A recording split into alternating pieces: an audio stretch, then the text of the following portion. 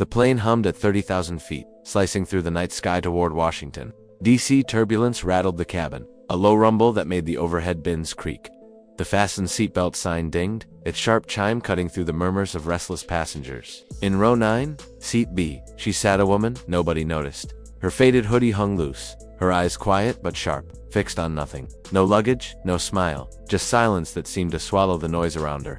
A kid screeched 3 rows back. A baby wailed in the arms of a frazzled mother, and the man in 9A, a burly guy in a wrinkled suit, sighed loudly, shifting his bulk away from her like she was an inconvenience. She didn't react, didn't even glance his way. Her stillness unnerved the flight attendants, who whispered near the galley. One muttered, "She gives me weird vibes, like she's hiding something." Another smirked, "Probably some divorced cat lady flying solo." They laughed under their breath, their words floating just loud enough for her to hear.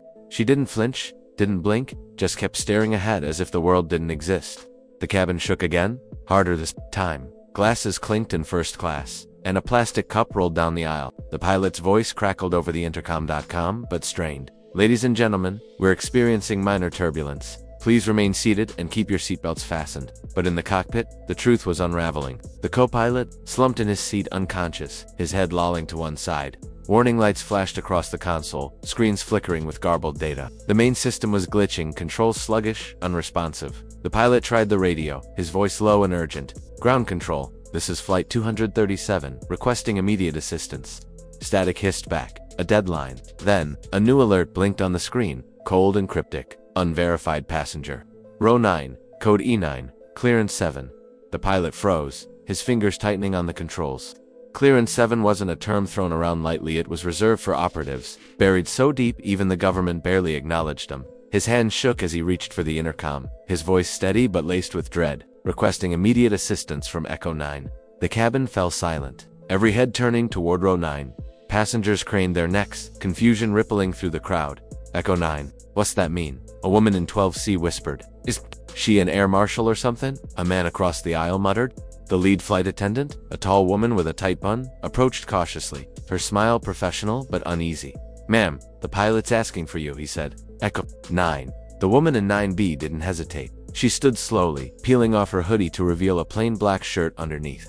A faint scar ran down the side of her neck, barely visible in the dim cabin light. On her wrist, a small embedded chip flickered green when she tapped it, a subtle glow that made the attendant step back. "Take me to the cockpit," she said, her voice low, firm, like someone who'd given orders before. The passengers watched, wide-eyed, as she moved down the aisle, her steps deliberate, unhurried. Whispers followed her. "Who is she? Why her? What's going on?" A teenager in a baseball cap pulled out his phone, starting to record, but a flight attendant snapped, "Put that away, now." The door to the cockpit opened, and she stepped inside, the heavy lock clicking shut behind her. The pilot turned, his face pale, sweat beading on his forehead. "I never thought I'd see another operative," he said, his voice barely above a whisper. She nodded, her expression unreadable. "Delta clearance reactivated last week."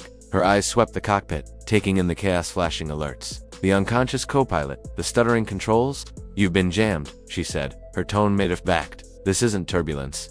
Someone's trying to bring this plane down remotely." The pilot's jaw tightened. "Can you override it?"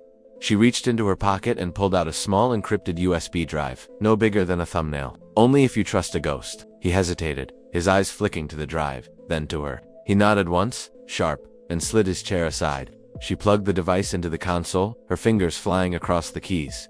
Lines of code scrolling faster than the pilot could follow. The screens flickered, then stabilized, systems rebooting one by one. The alarms silenced, replaced by the steady hum of restored controls. She didn't smile, didn't relax, just kept working, her focus absolute. Back in the cabin, a man in row 18, seat A, started to fidget. He wore a dark jacket, his face half hidden by a baseball cap pulled low. His hands clutched a phone, fingers texting frantically, his leg bouncing like he was ready to bolt. She caught his movement on the cockpit's passenger feed, her eyes narrowing. "Seat 18A, she said, not looking up from the console. "Watch him." The pilot relayed the order through his headset, and within seconds, an air marshal plane closed unnoticed until now moved down the aisle. The man in 18A froze, his phone slipping from his hand as the marshal pinned him to the seat. A quick search revealed a small device in his pocket, its screen glowing with a countdown. The marshal secured it, disarming the trigger with practiced efficiency. The woman in the cockpit smirked, just for a second. "He was Plan B," she said, her voice dry. The cabin erupted in murmurs, passengers exchanging stunned glances. The woman they'd dismissed as a nobody, the quiet loner in row 9, had just saved 237 lives. The pilot exhaled, slumping back in his seat. "Who are you?" he asked, almost to himself.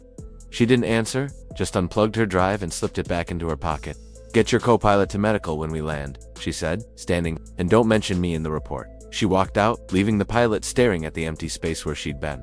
As the plane descended toward DC, the passengers couldn't stop talking. The teenager in the baseball cap posted a blurry clip to MidnightTales, his caption reading, "Mystery woman saves flight 237? Who was she? #Echo9. The video racked up views, comments flooding with theories: undercover agent, rogue hacker, secret operative. The flight attendants, now sheepish, avoided her gaze as she returned to her seat. The man in 9A who'd scoffed at her earlier mumbled an awkward, "Ah, thanks." She ignored him, pulling her hoodie back on, her eyes fixed on the window. As the city lights came into view, the plane touched down smoothly, the fastened seatbelt sign dinging off. Passengers clapped, a nervous habit, but their eyes stayed on her. She grabbed no bag, no belongings, just stood and walked toward the exit. A mother reached out, touching her arm. "Thank you," she whispered, her voice thick. The woman nodded once, barely, and kept moving. By the time the cabin cleared, she was gone, vanishing into the terminal like she'd never been there. The pilot filed his report, omitting her as instructed, but the story spread anyway.